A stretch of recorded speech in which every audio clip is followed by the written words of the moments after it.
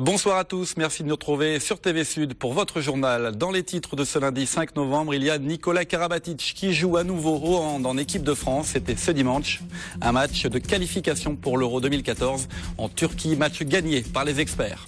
Et puis des graphes réalisés sur des transformateurs électriques à Montpellier avec la bénédiction de RDF et de la ville. Une opération qui allie rénovation et action sociale. Enfin, une expo manga qui consacre 4 femmes. C'est à découvrir à Nîmes dans le cadre de l'automne japonais. Un rendez-vous à ne pas manquer au Carré d'Art. Mais on commence par la première réunion de travail du nouveau conseil de développement de l'agglo de Montpellier qui s'est tenu en fin d'après-midi, créé en septembre dernier. Cette nouvelle version est composée de 200 membres de la société civile, du monde universitaire, du monde économique, culturel, sportif et bien d'autres. Il est chargé de faire des propositions concrètes dans le cadre des projets de l'agglo. Écoutez. La feuille de route d'un conseil de développement est assez libre et on va avoir 2 missions. La première, c'est sur des avis demandés par les élus d'être consultés et de donner un avis consultatif. Et puis on va être aussi avec un droit d'autosaisine, c'est-à-dire qu'on va pouvoir s'autosaisir d'un sujet qu'on considérerait comme d'intérêt général pour notre agglomération. Alors c'est des dossiers assez larges, ça peut être l'aménagement temporel, la réforme des cycles scolaires par exemple, ça peut être la question du numérique, ça peut être une question sur la compétitivité de nos territoires. Nikola Karabatic en bleu avec les experts, une image attendue par tous les fans de hand. L'équipe de France a battu ce dimanche la Turquie 33-20 et continue son chemin vers la qualification pour l'Euro 2014. Une respiration pour le hand français et notamment pour le hand montpelliérain avant une semaine chargée dans l'affaire des paris présumés illicites. Explication Jean Brun. 33-20, l'équipe de France s'est largement imposée face à la Turquie dimanche soir à Mersin dans le cadre des qualifications à l'Euro 2014. Une victoire acquise avec l'aide d'un Nikola Karabatic qui fêtait là son retour sur le parquet par une 200e sélection au goût un peu particulier. Car depuis le PSG Montpellier du 30 septembre et sa mise en examen dans l'affaire dite des paris truqués, l'enfant de niche n'avait plus eu le droit de rencontrer ses coéquipiers. La levée de son contrôle judiciaire par la Chambre de l'instruction de Montpellier, entérinée le 30 octobre, lui a aussi permis de retrouver la santé, puisque son arrêt de travail a été ramené du 6 novembre au 30 octobre. Une bonne santé et un bon moral, puisque l'international a maintenu ses déclarations devant la direction du MAHB, son employeur. Ceux qui nous disent ne pas avoir parié sont réintégrés. Il y a une nuance quand même qui est importante.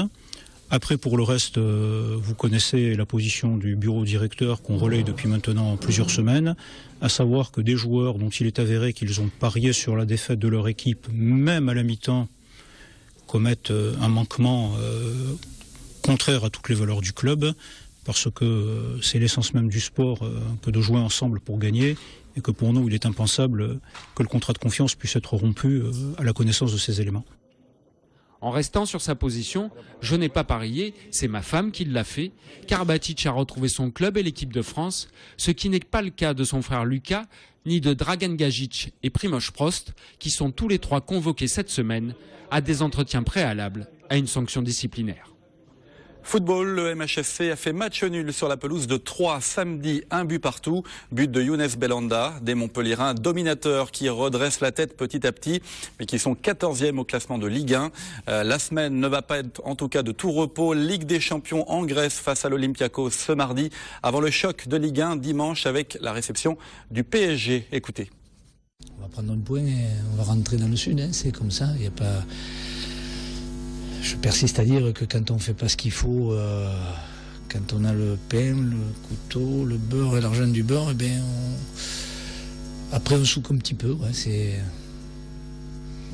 je pense qu'il y avait la place pour faire mieux. Mais bon, c'est comme ça. Foot toujours en Ligue 2, le Nîmes Olympique a remporté brillamment le derby face à Arles-Avignon au Costières vendredi soir. 4-1, tout s'est passé en deuxième mi-temps. Première réalisation d'Ogumbi à la 51e minute, puis Granic 2 minutes plus tard. Benezet marque le 3e but à la 62e minute. Arles-Avignon réduira le score, mais Sédou Koné enfonce le clou pour Nîmes à la 77e minute. Score final donc 4-1, le Nîmes Olympique est 11e au classement de Ligue 2 avec 17 points, écoutez. En première mi-temps, on a eu des occasions, des situations, mais qu'on a manqué un peu de collectif et un peu de lucidité. Par contre, en deuxième mi-temps, on a vu une équipe qui est repartie de l'avant tout de suite dans le départ de cette deuxième mi-temps, mais aussi une équipe qui a été hyper collective. Le plaisir que j'ai ce soir, c'est que chacun a essayé de faire plaisir aux partenaires et n'a pas été égoïste pour marquer des buts. Donc c'est déjà le plus de notre équipe ce soir, et c'est ce qui a fait sûrement la différence en deuxième mi-temps. Mais en deuxième mi-temps aussi, on a eu, sur le plan physique, je pense qu'on a été percutant, on a été présent dans les duels, on a gagné, on est parti sur des contres de 40 mètres, 50 mètres, donc je pense que l'équipe était bien.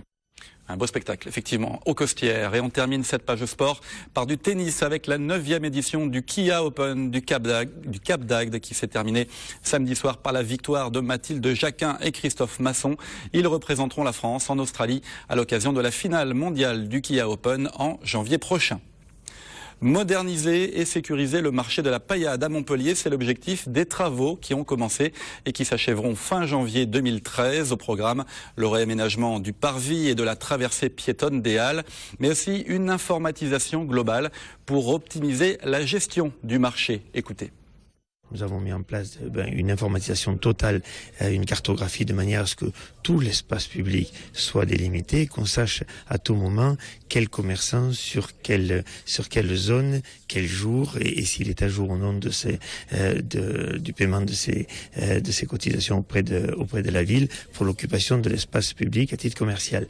Donc c'est un mode de gestion qui paraît simple, mais qui a nécessité près de 2 ans de travaux, d'études et de mise en place. Aujourd'hui, tous les placiers sont équipés de moyens électroniques qui permettent en temps réel de percevoir, de comptabiliser la recette des journaliers ou de vérifier la présence des commerçants abonnés. Je crois que c'est important parce qu'il ne faut pas que les places restent vides. Et on reste à Montpellier. Le centre de secours Marx d'Ormois a un nouveau patron. Le capitaine David Steinberger-Martin a officiellement pris son commandement la semaine dernière. Il prend la suite du commandant Jean-Pierre Robert. Il aura sous ses ordres 88 sapeurs-pompiers professionnels et une centaine de pompiers volontaires pour des interventions qui se déroulent essentiellement en milieu urbain. Écoutez. Alors la spécificité de ce centre, c'est un centre de secours principal, c'est-à-dire qu'il est capable d'assurer plusieurs départs de secours simultanément.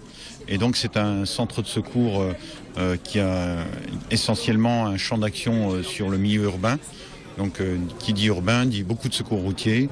La principale activité, c'est du secours à personne. La deuxième partie, c'est des feux urbains. C'est une solution originale pour allier rénovation et action sociale. La ville de Montpellier et ERDF soutiennent la réalisation de fresques graffées sur des transformateurs électriques.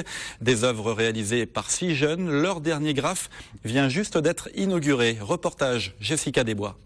Embellir un transformateur électrique pour financer son permis de conduire. C'est ce que propose la ville de Montpellier à une trentaine de jeunes en recherche d'emploi chaque année. Mais au-delà du papier rose, l'association Le Passe-Muraille et les missions locales veulent faire passer des valeurs professionnelles. C'est très important pour trouver du travail dans notre cursus professionnel. Ça mobilise aussi sur qu'est-ce que c'est qu'une journée de travail, assurer, être ponctuel sur ses horaires, connaître aussi les contraintes d'un travail. Tous les jeunes qu'on a eu là jusqu'à maintenant, à peu près la moitié, soit ont trouvé un boulot, soit sont en formation. Depuis le début en 2008, 90 garçons et filles âgés de 18 à 25 ans ont participé aux rénovations à raison de 5 chantiers de 15 jours par an. Ce sont d'ailleurs les jeunes qui conçoivent la fresque avec l'aide d'un graffeur professionnel. Le sujet est libre, sauf que on réfléchit à quel lieu nous sommes, où est-ce qu'on est en urbain, en rural, est-ce que le transformateur se situe dans quel quartier, et donc d'essayer de représenter sur ce genre de transformateur tout ce qui est autour de l'énergie également, puisque c'est un transformateur ERDF, et également tout ce qui est autour de la solidarité, le respect, le travail d'équipe, toutes les valeurs et les notions qui sont transmises avec le graffiti. Les jeunes auront passé une semaine sur la fresque de ce transformateur, mais les 600 transformateurs de la ville de Montpellier ne seront pas tous tagués. Le manga à l'honneur au Carré d'Art de Nîmes à l'occasion de l'automne japonais, une exposition consacrée au groupe Clamp. 4 femmes qui évoluent dans un univers allant du policier au fantastique. L'ambiguïté de leur graphisme font de ce quatuor une valeur incontournable de la planète manga. Visite guidée, Alain Belon. Elles sont 4, toutes japonaises. Ce sont les reines du manga. On les appelle les Clamp. Elles travaillent sur différents registres, comme la fiction ou le policier, mais aussi bien d'autres encore. avec un graphisme bien personnalisé. Le graphique, c'est le caractère très effilé, très androgyne des personnages masculins en particulier, donc qu'elle dessine dans toute une série de thématiques ou de longs récits qui vont donc de thématiques mythologiques, historiques, religieuses à des genres beaucoup plus prosaïques, disons, ce qu'on appelle le genre des magical girls, des petites filles qui sont magiciennes, des registres policiers. Le manga est apparu au XIIe siècle sous l'ère Kamakura. Depuis, il évolue avec la société. Aujourd'hui, films d'animation et bandes dessinées ont conquis un large public, mais parfois pour différentes raisons. Donc c'est intéressant de voir justement la culture japonaise à travers les livres. Définitivement, je pense que je vais en faire mon métier. Pas mangaka, mais c'est vraiment une forme de culture originale et qu'on n'a pas l'habitude de voir en Occident, quoi. Donc forcément, oui, ça m'intéresse énormément. Je sais pas, j'aime bien lire. J'ai jamais vraiment réfléchi en fait. Je trouve ça sympa. Bon, je suis jeune en même temps. C'est peut-être pas forcément très intelligent ou ça m'apporte pas forcément grand-chose, mais j'aime bien, c'est distrayant et j'aime bien ce genre de série. Les mangas et l'histoire du collectif féminin Clamp est présenté au Carré d'Art de Nîmes jusqu'au 5 janvier 2013.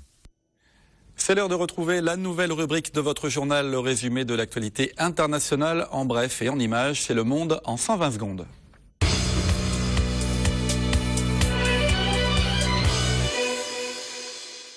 À New York, la tempête Sandy désormais passée, c'est des milliers de sinistrés qui doivent maintenant être relogés. 6 jours après l'arrivée de l'ouragan, les efforts sont aujourd'hui tournés vers la reconstruction. L'ampleur du problème est que nous pensons que nous allons devoir trouver un logement pour 30 à 40 000 personnes. Nous y travaillons. Nous avons eu une réunion où nous avons parcouru un certain nombre de questions, surtout sur les logements, la situation du logement à long terme. Il commence à faire froid, les gens sont dans des maisons inhabitables, ça va devenir de plus en plus difficile lorsque la température baissera. Si tout semble finalement rentrer dans l'ordre petit à petit, c'est aussi le scrutin pour les élections présidentielles qui se déroulera ce mardi qui devrait être perturbé par les dégâts causés par Sandy. Et dans cette période de crise après la tempête, les candidats à l'élection présidentielle aux États-Unis profitent de leur dernier jour de campagne, l'occasion de lancer les dernières cartes tandis que les deux hommes sont au coude à coude. Chers habitants du New Hampshire, je suis ici aujourd'hui parce que je ne suis pas prêt à abandonner le combat. Je sais que j'ai l'air un peu plus vieux, mais j'ai encore beaucoup de ressources en moi pour me battre. Mettre en place un vrai changement, ce ne sont pas que des mots pour moi. C'est quelque chose que j'ai déjà fait et c'est ce que je vais faire quand je serai président des États-Unis, grâce à votre soutien.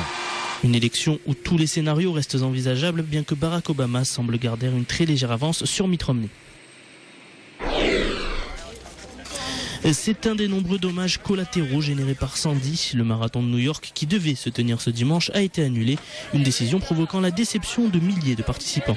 On est déçus parce qu'en fait, c'est beaucoup d'entraînement, c'est du temps sur notre vie en dehors et tout ça. On est prêt. En plus, le marathon de New York, c'est le plus mythique. Moi, j'en ai déjà fait 12. Ma déception n'est rien comparée à ce que les gens ont subi ici. Ce n'est pas un problème du tout. Des dizaines de courses ont tout de même été organisées dimanche, la plus importante rassemblant quelques 3000 personnes à Central Park. D'autres coureurs ont préféré se rendre à Staten Island pour aider à distribuer nourriture et vêtements chauds aux personnes dans le besoin.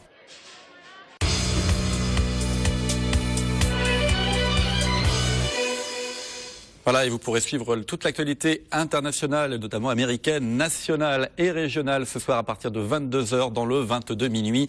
2 heures d'infos en direct et en continu présentées par Julien Desvages. Demain, dès 10h30, vous retrouverez Marlène Mec pour votre édition locale de la mi-journée. Passez une très belle soirée sur TV Sud.